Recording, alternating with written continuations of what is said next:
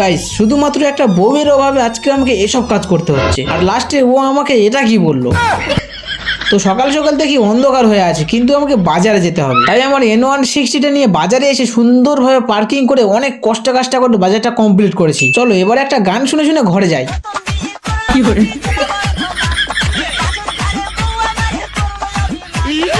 তো যাই হোক, গান শুনে শুনে ঘরে আসতেই ও আমাকে বলল, শালা সকাল সকাল তাজা অপমান রে। হ্যাঁ, তাই ওকে খেতে দিলাম। তারপর মা আমাকে বললো এক ডাবর জল এনে দে, তোর বউ ভালো হবে। শুধুমাত্র বউটার কথা ভেবে যাচ্ছি, না হলে কোনো মতেই যেতাম না। তারপর কলে এসে জল ভরতে লাগলাম। আর এটাকে ভর্তি করতেই আমার অবস্থা ঠিকই এরকম। চলো এবারে নিয়ে যাই। জানি না কোথায় আছো, তুমি কত দূরে, তাড়াতাড়ি এসো, আমার অবস্থা খুব খারাপ গো।